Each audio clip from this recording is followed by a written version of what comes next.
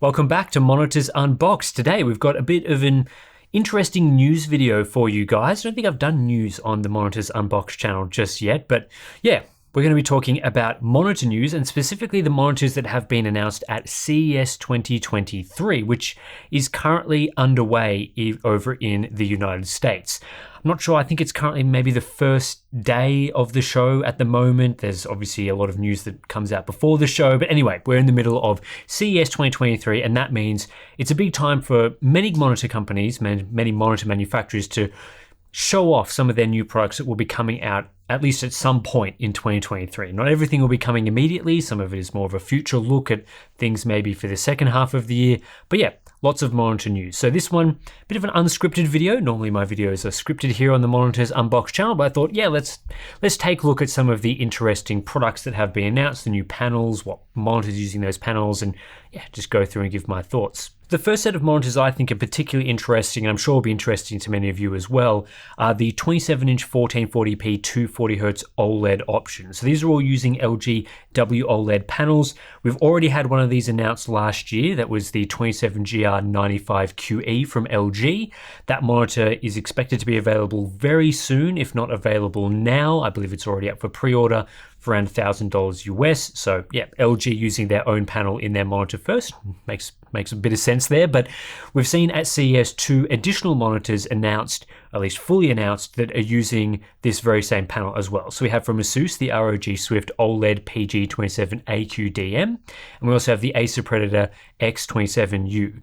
So both of these monitors I expect to be very similar to the LG option in that, well, they're using the exact same panels. That means the 27-inch 1440p 240Hz, same pixel density as 42-inch 4K OLEDs that we've already seen, things like LG C2, ASUS PG42UQ. So no radical differences there. We're still not getting something like a 27-inch 4K panel with OLED tech, but 1440p and 240Hz is going to be great for a lot of modern gaming. You're getting sort of that great combination of resolution and refresh rate that I think is going to work really well for all sorts of types of gaming. And we know that when we're getting a 240Hz sort of refresh rate on OLED, we should be getting really, really good motion clarity, equivalent to an even higher refresh rate LCD panel in the sort of 300 to 400 Hertz range. So I think this is going to be, at least these family of monitors between the LG, the Acer, and the ASUS, are all going to be very highly sought after as sort of the ultimate,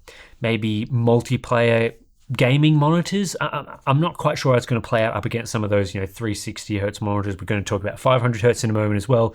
But I think for a lot of people that want that plus HDR for, single player games, want all that benefit, then this sort of monitor is going to be the one to look out for. I guess the big question here is which monitor you'd go with. Would you go with the LG, the Acer, or the ASUS variants? I know ASUS is saying things like they're using a heatsink with their monitor, which may lead to superior brightness to what we'll see from the other variants. Not 100% sure how that will play out. They are using a matte coating, the ASUS monitor, the PG27AQ-DM. That's the same as we're seeing from the LG monitor as well. Acer hasn't announced what their coating is. But yeah, I think with that sort of feature, maybe the heatsink, we're still getting 1000 nits of peak brightness, which has sort of been advertised across all of these three monitors. They're using factory calibration. They've got the uniform brightness feature from the PG42UQ as well. So I think that's going to be interesting to see whether we can get some really nice SDR desktop usage out of this monitor, which was sort of possible with the PG42UQ.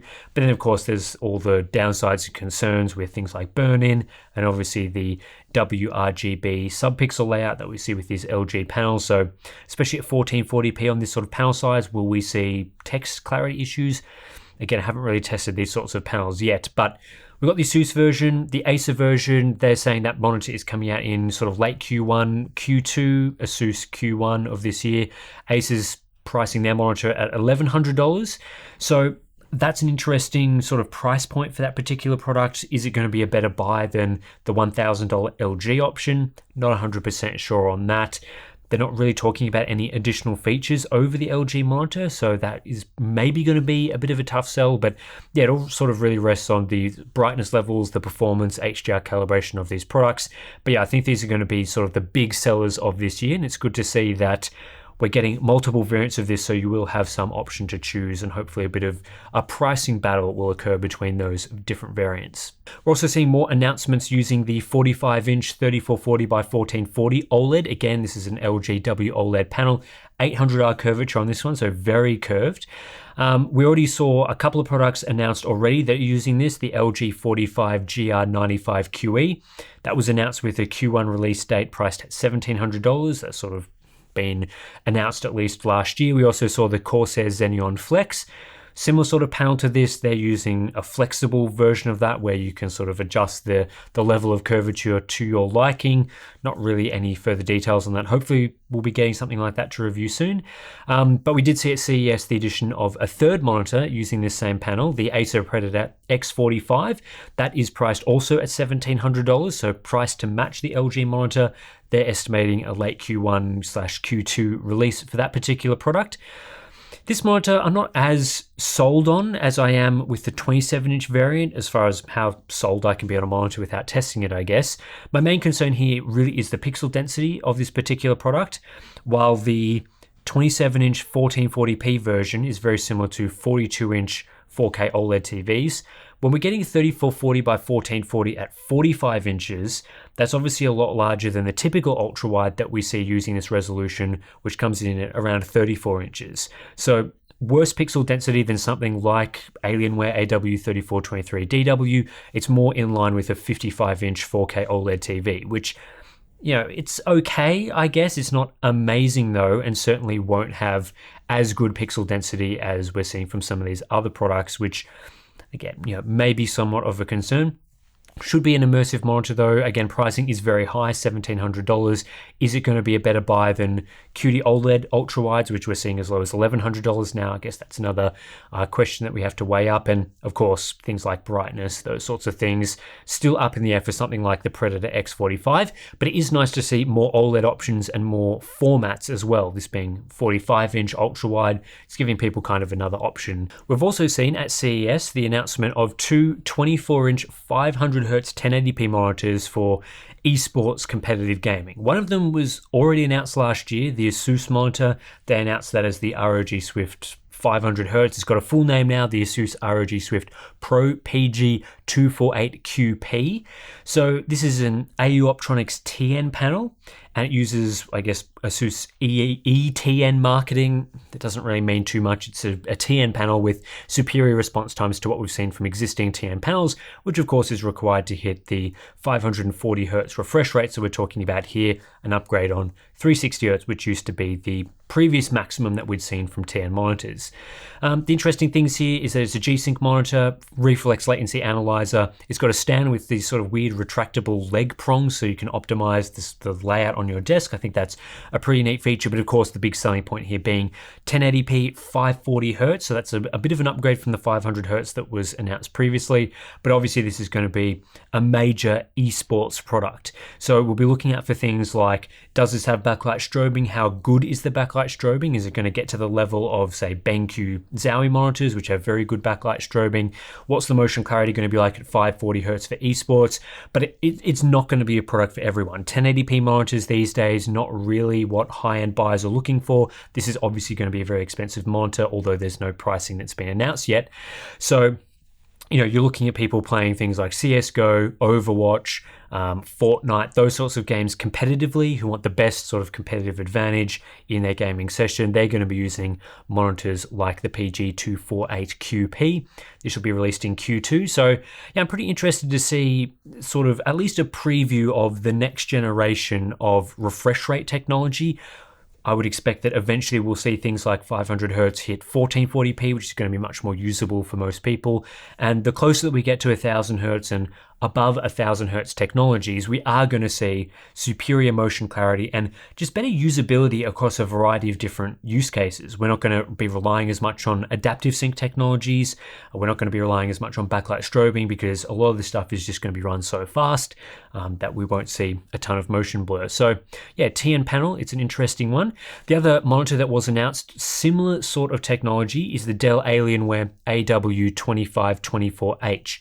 So When I first heard about this monitor and the Asus monitor as well, I thought both of them would be using the same AU Optronics TN panel, but the Alienware model is actually using an IPS panel. It's still from AU Optronics, but it is going to provide something different to the TN panel that we're seeing from the Asus monitor. So we're going to have this interesting position where esports gamers are going to be able to choose between TN technology or IPS technology for their sort of flagship high performance esports competitive gaming sort of monitor. And we're going to see as well a sort of a good look at how fast is the fastest IPS technology that we've got today, how fast is the fastest TN technology. That really is going to be a battle with these 500Hz monitors. The Dell version is a 480Hz native panel with a 500Hz overclock. So 500Hz versus 540Hz I expect to be pretty negligible for most people. The real difference between these monitors is going to be things like response times. What's the motion clarity like at 500Hz? I would expect the TN monitor to be superior in that area, but again, IPS has been improving significantly. We saw earlier the PG27AQN 1440p 360Hz, very good response times there. So we'll see whether that sort of technology is as well brought to 1080p 500Hz. Again, this is a G-Sync monitor, so G-Sync module, reflex latency analyzers included here. It has HDMI 2.1, but as far as I know, it's not the real HDMI 2.1. It's sort of this new fake HDMI 2.1 tech.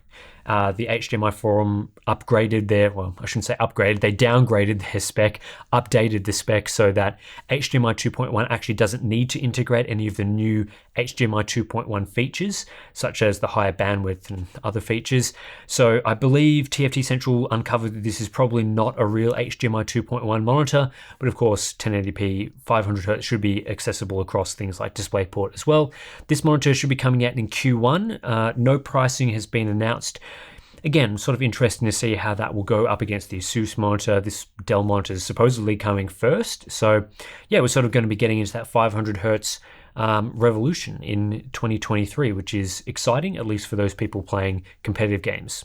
Also announced at CES 2023 were more QD OLED monitors, specifically a new QD OLED monitor format, 49 inches, 5120 by 1440. The main product that was announced here is the Samsung Odyssey OLED G9. We've also seen the MSI Project 491C announced, which that's sort of less of an announcement, but MSI sort of teased it as a product. But both of them were expecting to use the same 49-inch QD OLED panel. So this being a 32:9 aspect ratio super ultra wide monitor, it should be delivering sort of a double 27-inch 1440p configuration. So equivalent to using two 27-inch 1440p monitors side by side, just obviously in the one panel with the 1000R curvature. 0.1 millisecond response times, obviously the same sort of QD OLED stuff that we've seen before.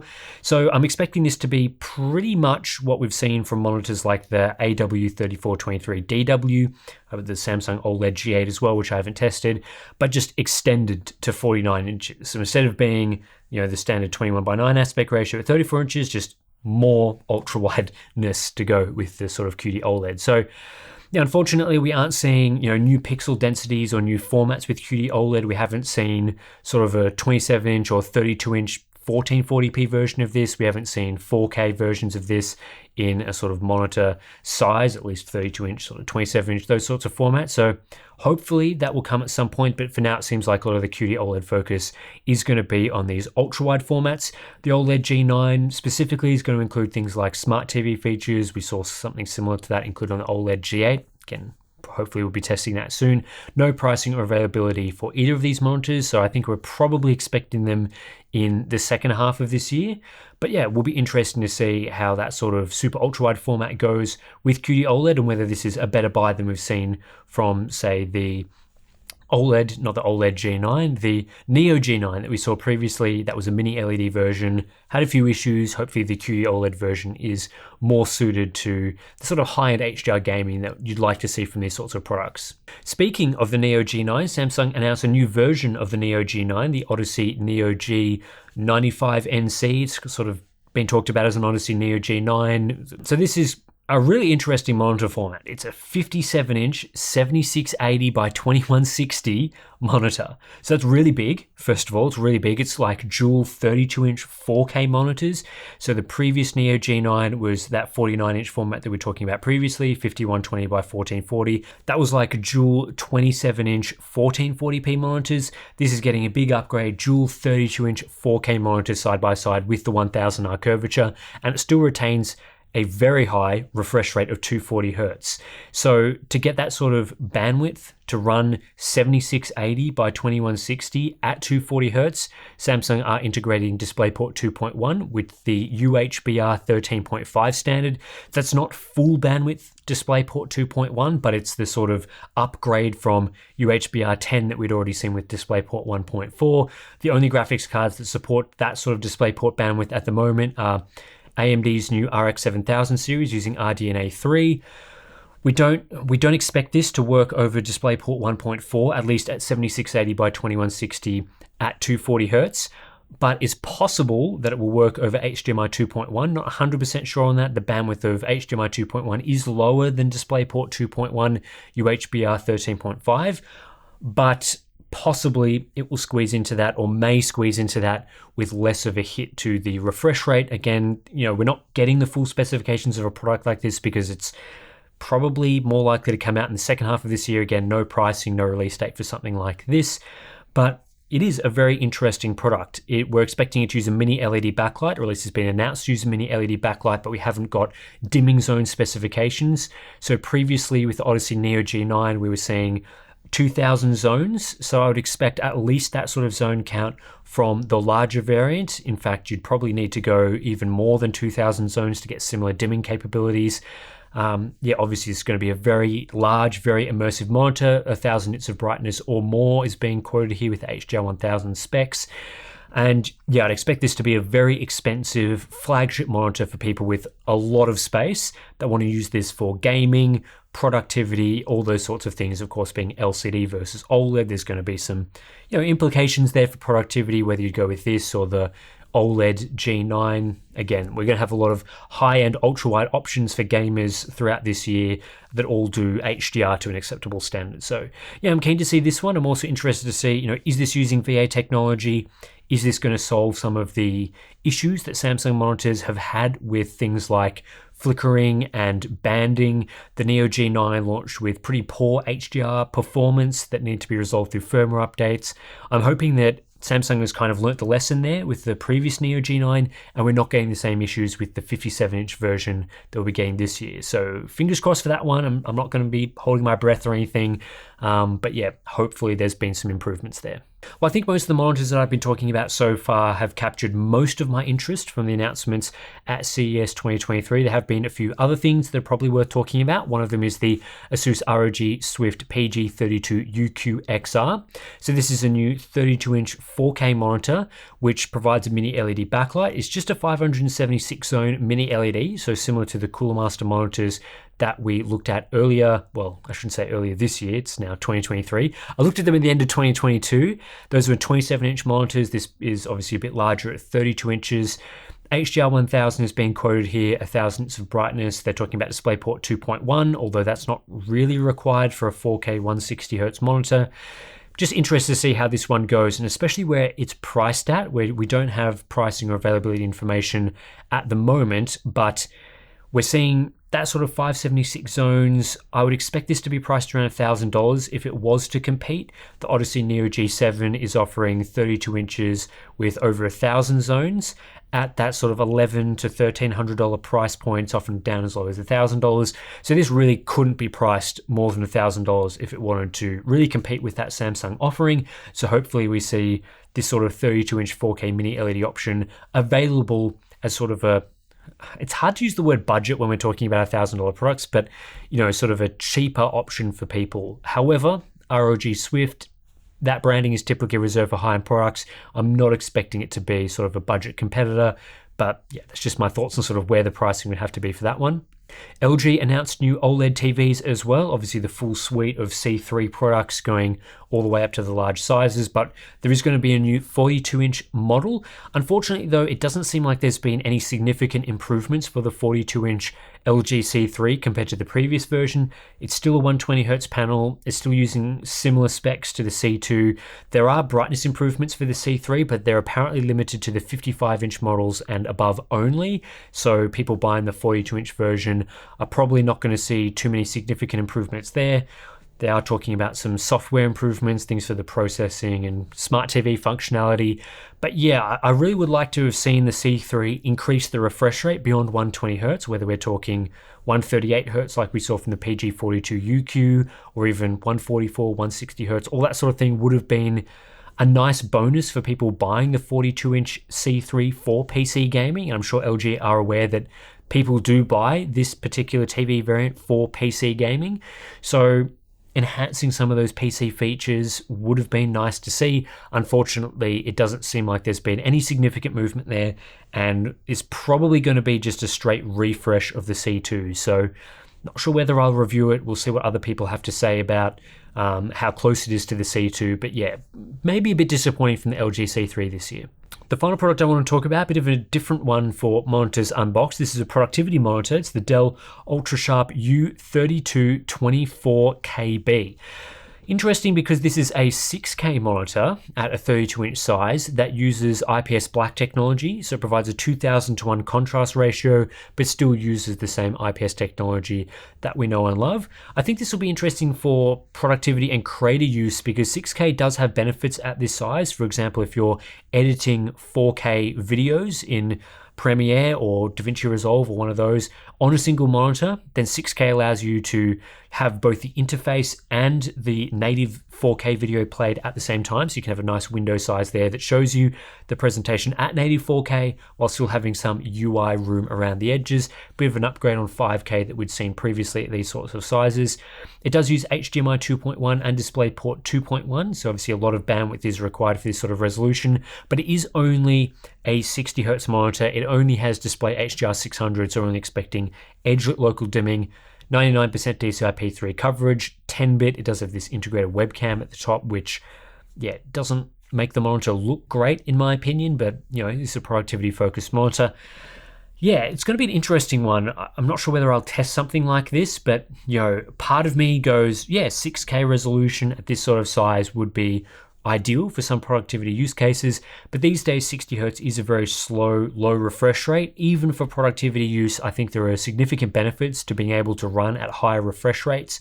120Hz, you know, I don't want to say it's a minimum because for productivity monitors, 60Hz is still usable.